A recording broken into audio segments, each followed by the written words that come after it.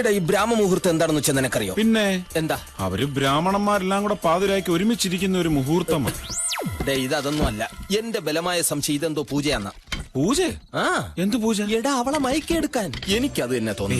നമുക്ക് ഗണപതി സാറിനോട് ചോദിച്ചാലോ? എടാ അതിന് അദ്ദേഹത്തിന് ഇതൊക്കെ അറിയാൻ പറ്റുമോ? പിന്നെ അദ്ദേഹം അമേരിക്കയിലായിരുന്നില്ലേ, അറിയാതിരിക്കൂ? അങ്ങേരും വന്ന് കാണട്ടെ. എടാ അതിനൊന്നും സമയമില്ല. ഇനിയിപ്പൊ അങ്ങേരെ അറിഞ്ഞ അങ്ങേരെ എടുത്തോണ്ട് മുകളിലോട്ടൊക്കെ പോയി ചെല്ലുമ്പോഴത്തേനെ അവൻ കയറി വേഷ മുഹൂർത്തം കാണിച്ചിട്ട് അങ്ങ് പോവും. നീ ഇങ്ങോട്ട് മാറ്. മനുഷ്യന് അഹങ്കാരം പാടില്ല. ഒരു 916 അടി പൊക്കം വെച്ചോണ്ട് നീ ഇവിടെ നിന്ന് നോക്ക്. ഞാൻ മര്യാദയ്ക്ക് കയറി പോയി നോക്കാം. ഞാൻ ഒന്നും ഇതിന്റെ ലൈവ് കണ്ടിട്ടില്ല.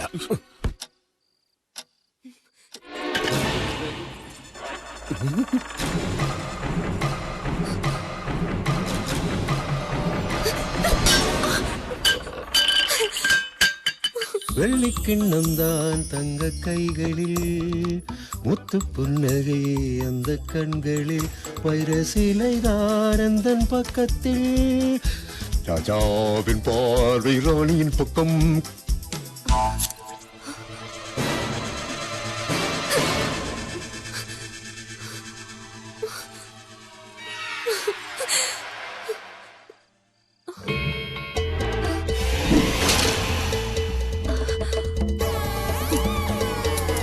കുളിരാട് കുളിരടി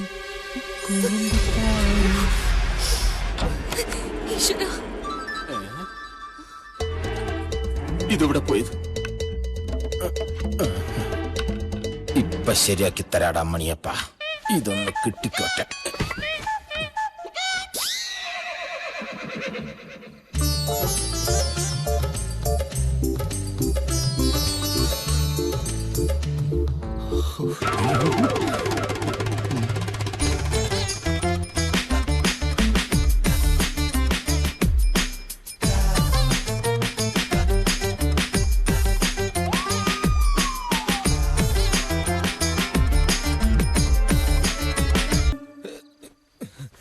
ഈശ്വരന്മാരെ, എന്റെ മാനം കാത്തോളണേ.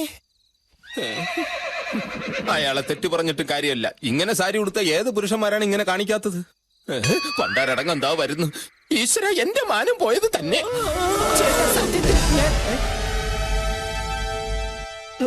എവിടെ പോയി? എന്റെ ചാരിത്രം രക്ഷപ്പെട്ടു. മോളെ, മോളിപ്പ കനുള്ള എന്തെങ്കിലും സാധനം എടുത്ത് താഴത്തേക്ക് ഇട്ടായിരുന്നോ?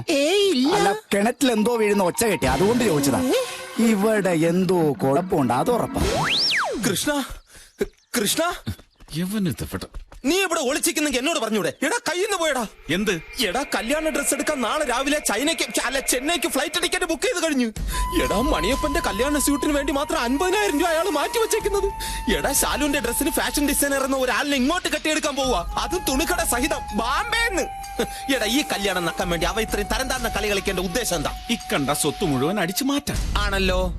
എങ്കിൽ അവൾ അയാളുടെ മോളല്ല എന്നുള്ള സത്യം അവനോട് പറഞ്ഞാൽ അവൻ നാണിച്ച് വാലും ചുരുട്ടി പോകില്ലേ? പോകും. പോകുന്നതിന് മുമ്പ് ഗണപതി സാറിനോട് സത്യം മുഴുവൻ തുറന്നു പറഞ്ഞാൽ അപ്പൊ കല്യാണ പന്തലിന് പോലെ ഇവിടെ 16 അടിയന്തര പന്തല് പൊങ്ങും. കല്യാണം നടക്കണം. കല്യാണം നടക്കുകയും വേണം, അവൾ അതിൽ കുടുങ്ങുകയും ചെയ്യരുത്. എന്നാൽ എനിക്കൊരു ഐഡിയ തോന്നുന്നു. സംഗതി പഴഞ്ചനാണെങ്കിലും ഫലം ഉറപ്പാ. പറ. അതായത് മണിയപ്പൻ അവളെ കെട്ടിക്കോട്ടെ. ഇട കെട്ടിയില്ലല്ലോ, പറഞ്ഞു തീരട്ടെ. ആദ്യ രാത്രിയിൽ പാല് കൊടുക്കുന്നൊരു ഏർപ്പാടുണ്ട്. എടാ കൊടുത്തില്ലല്ലോ, നീ ഒന്ന് അടങ്ങ്. എടാ പാലിൽ ഉറക്കക്കുളിയിട്ട് കലക്കി അവളെ കൊണ്ട് അവന് കൊടുപ്പിക്കുന്നു. ആവേശം മൂത്ത് അവൻ അവളെ കൊണ്ട് അത് കുടിപ്പിക്കുന്നു. സംഗതി എളുപ്പമായില്ലേ? അല്ല കുഴപ്പമാവൂല്ലേ? എന്നാ മറ്റൊരു ഐഡിയ ഒക്കെ എന്റെ അടുത്തുണ്ട്. പക്ഷെ അതിന് എനിക്ക് നിന്റെ സഹായം വേണം. അതെന്തോന്നു? ഇന്ന് രാത്രി 12 മണിക്ക് വൈകുണ്ഠത്തിലെ എല്ലാ ലൈറ്റും ഓഫ് ആവണം. ഈസി അല്ലേ? ഫീസ് ഊരിയ പോരെ. പക്ഷെ കുഴപ്പമാണ്, ഫീസ് മെയിൻ സ്വിച്ച് വീടിനകത്താണ്. മുൻവശത്തെ വാതിലിന്റെ ഡ്യൂപ്ലിക്കേറ്റ് താക്കോൽ.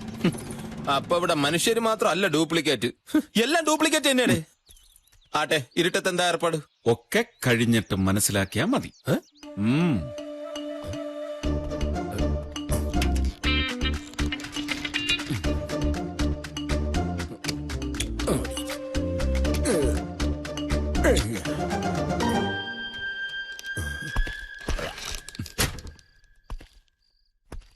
ഞാനും ചെല്ലാം. ഇരുട്ടത്തവൻ എന്താ പരിപാടി? സംഭവം എന്തായാലും നേരിട്ട് കാണാം. അങ്ങോട്ട് ചെന്ന മുല്ലക്കലമ്പലത്തിൽ വെടിക്കെട്ട് പ്രമാണിച്ച് എല്ലാ ലൈൻമാൻമാരും അങ്ങോട്ട് പോയിരിക്കാ സാറേ. നാളെ വെളുപ്പിനെ ഒരു 11-11:30 വരാൻ നോക്കാം. മതി മതി മതി, സൗകര്യം പോലെ നാളെ വന്ന് നോക്കിയാ മതി. ഇതാണ് അവസാനത്തെ ചാൻസ്. അവൾ ഇങ്ങോട്ട് വരികയാണോ?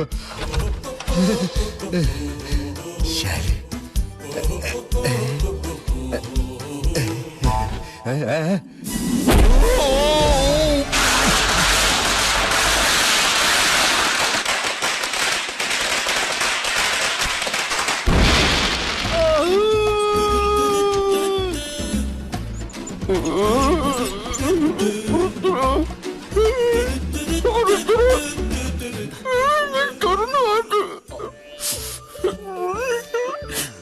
എന്നെ നീ ഇഞ്ച പരുവാക്കല്ലടാ. ഞാൻ എന്ത് തെറ്റടാ നിന്നോട് ചെയ്തത്? ഇടാ, നിന്റെ അടുത്ത് ഫ്യൂസ് ഊരാനല്ലേ പറഞ്ഞോളൂ. അടിക്കാൻ ഊങ്ങിയ കൈയുടെ ഇടയിലോട്ട് വന്ന് കയറാൻ ഞാൻ പറഞ്ഞോ? അനുഭവിച്ചോ?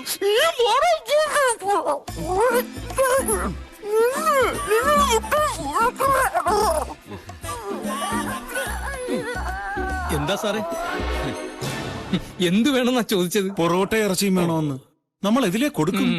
പാവം. അതെ, അസുഖമെല്ലാം മാറിയിട്ട് വാങ്ങി തരൂട്ടാ. 6 മാസം മുമ്പ് 2 PC-മാരെ വെട്ടിയ കേസില്ലേ, എന്താ ഗുണ്ടയുടെ പേര്? വാളയാർ മണിയപ്പൻ. ആ മണിയപ്പൻ. അവൻ ഇപ്പോഴും പോലീസിന്റെ കണ്ണുവെട്ടിച്ചടക്കാണ്. അന്നാ PC-മാരെ ഇതേ ഹോസ്പിറ്റലിൽ ഇതേ റൂമിൽ ഇതുപോലെ ഹിലാരി ചന്ദ്രനിൽ പോയ വേഷത്തിൽ. നമസ്കാരം സാർ. ഇതിലേതാ പറയാ? ഇത് തന്നെയാണ് സാർ, ഇത് തന്നെയാണ്. ഈ ശബ്ദം ഞാൻ ഓർക്കുന്നു. പണ്ട് വാളയാർ മണിയപ്പന്റെ അടിവയറ്റിൽ ഞാൻ മുട്ടുകാലി കയറ്റിയപ്പോൾ. കരയണ്ട, നിങ്ങളെയല്ല, മണിയപ്പന്റെ കാര്യം പറഞ്ഞു. അപ്പൊ ഇതോ വരന്റെ കൂട്ടുകാരനാണ് സാർ. ഇവന്റെ ശബ്ദം എങ്ങനാ? ഇതിനേക്കാൾ കുറച്ച് മുറിഞ്ഞു പോകും. എങ്കിൽ കൂട്ടുകാരന്റെ മൊഴി ആദ്യം എടുക്കാം. അയ്യോ സാർ, രണ്ടുപേരും വളരെ അവശ നിലയിലാണ്. ഈ ഒരു അവസ്ഥയിൽ ഒരു മൊഴിയെടുപ്പ് വേണോ? എടാ, ഡെഡ് ബോഡിയുടെ മൊഴിയെടുക്കുന്നവനാണ് പുതുവാള്. വെറുതെ. നീ പോയി ആ രോഗിയുടെ മലോടുക്കട പോടാ. ഇവളൊരു മലേഷ്യക്കാരൻ.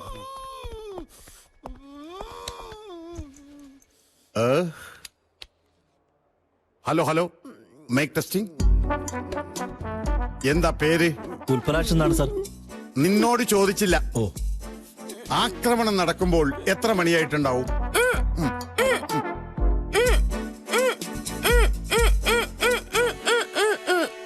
12 മണി. അടിച്ച് ചുരുട്ടി ഈ പരുവാക്കി എടുക്കാൻ എത്ര സമയം എടുത്തു? വെറും 2 മിനിറ്റ്. കേസ് തള്ളി പോകും. എത്ര പേരുണ്ടായിരുന്നു ആക്രമിക്കാൻ? ഒരേ ഒരാൾ. ആട്ടെ, ആളുടെ രൂപം എങ്ങനെ? കുള്ളനാണോ അല്ലെങ്കിൽ എത്ര അടി പൊക്കമുണ്ട്? 6 അടി കാണും. ഒരു 2 ഇഞ്ചും കൂടി ചേർത്തു. ആളെ കണ്ടാൽ തിരിച്ചറിയോ? സെന്റിമെന്റ്സാ. വളരെ അടുപ്പമുള്ള ആളാ. നമുക്കൊന്നും ചെയ്യാനും പറ്റില്ല. PC ഇൻവെസ്റ്റിഗേഷൻ നടക്കുമ്പോ ഇവിടെ കഴിക്കാൻ ഫ്രൂട്ട്സ് ഒന്നും വാങ്ങിയിരിപ്പില്ലേ? വെറുതെ അല്ലടാ 2 മിനിറ്റ് കൊണ്ട് നിന്റെ മോന്ത ഇതുപോലെ ആക്കിയത്. പണ്ടൊക്കെ ഞാൻ മൊഴിയെടുക്കാൻ വേണ്ടി പോകുമ്പോ എന്തോരോ ഫ്രൂട്ട്സ് പെറുക്കിക്കൊണ്ട് പോണെന്ന് അറിയോ? വെറുതെ അല്ല, മൊഴിയെടുപ്പ് എന്ന് പറയുമ്പോ ചാടി ഇറങ്ങി പോരും. കൊല്ലി ഞാൻ ഒരു ചെറുനാരങ്ങ പോലുമില്ല. എന്താ ഇത് ഭഗവാനെ? ഏത് കണ്ണ് ചോരയില്ലാത്തവന് ഈ കൊടുഞ്ചേരി ചെയ്തത്? ഇതിലേതാ ജയരാമൻ? അത് സാർ, ഇതാണ് ജയരാമൻ, അത് ഉൽപ്പല. അതേന്ന് പറയ. മതി മതി മതി മതി, താടിയെല്ലാം പൊട്ടിയിരിക്കുക. അതുകൊണ്ടാ വായും കൂടെ ചേർത്ത് ബാൻഡേജ് ചെയ്തിരിക്കുന്നത്. സാർ, ഇതെന്താ? ഇത് ആളെ തിരിച്ചറിയാൻ വേണ്ടി ഇപ്പൊ ഓർഡർ ചെയ്ത് ഉണ്ടാക്കിച്ചതാ. അല്ല കൃഷ്ണ, ഡെഡ് ബോഡി വെക്കുന്നവരാണ് വെക്കണേ. ഇച്ചിരി മാറ്റിവേ. ഇത് കല്യാണം മുടക്കാൻ വേണ്ടി ആരോ കരുതിക്കുട്ടി ചെയ്തതാണ്. കൃഷ്ണ, തോറ്റു കൊടുക്കുന്ന പ്രശ്നമില്ല. നിശ്ചയിച്ച മുഹൂർത്തത്തിൽ തന്നെ കല്യാണം നടത്തണം. സ്വന്തമായി കൈയും കാലും പോലും അനക്കാൻ വയ്യാത്ത ഈ അവസ്ഥയിൽ എന്ത് ചെയ്യണമെന്നാ സാറി പറയണേ? ഡോക്ടറെ, ഇന്റൻസീവ് കെയറിൽ നേരെ കതിർ മണ്ഡപത്തിൽ പോയി താലി കെട്ടിയ സംഭവം നമ്മുടെ നാട്ടിൽ ഉണ്ടായിട്ടില്ലേ? അങ്ങനെ ഒന്നാണ് ഇതെന്ന് കരുതിയാ മതി. പിന്നെ ജയറാമിന്റെ അച്ഛനോടും അമ്മയോടും പറയണ കാര്യം അത് ഞാൻ ഏറ്റു. അത് നമുക്ക് സാറിന്റെ ഓപ്പറേഷൻ ഒക്കെ കഴിഞ്ഞു വന്ന്. ഡോക്ടറെ, ഓപ്പറേഷൻ കഴിഞ്ഞാൽ ഞാൻ ജീവനോടെ ഉണ്ടാവുന്ന വല്ല ഉറപ്പുണ്ടോ? എനിക്ക് 100% ഉറപ്പുണ്ട്. എന്നാ എനിക്ക് ഉറപ്പില്ല. ജയരാമ മോനെ, നിനക്ക് എന്തെങ്കിലും ഒന്നും ഉണ്ടാമോടാ? ഈ അവസ്ഥയിൽ നിനക്ക് കല്യാണത്തിന് സമ്മതമാണെങ്കിൽ നീ വേദനിപ്പിക്കാതെ പതുക്കെ ഇങ്ങനെ ഒന്ന് ആട്ടിക്ക്. കണ്ടോ തലയാട്ടി. അതെ വേണ്ടാന്നാ തലയാട്ടിയത് അല്ലേ? അതെ ജയരാമൻ സാറിനും കാണത്തില്ലേ ആഗ്രഹം സൂട്ടും കോട്ടും ഇട്ട് കതിർമണ്ഡപത്തിൽ കയറി ഇരിക്കണമെന്ന്. പിന്നെ കല്യാണം എന്നൊക്കെ പറയുന്നത് ഒരാളുടെ ജീവിതത്തിൽ ആകെ ഒരു തവണയല്ലേ ഉണ്ടാവൂ. വന്നേ എന്റെ മുറിയിൽ പോയി വിശ്രമിക്കാം. നിർത്തിക്കേ എന്നാ മോനെ ദേ വീണ്ടും ആട്ടി. കണ്ടോ അവന് സമ്മതമാണ്.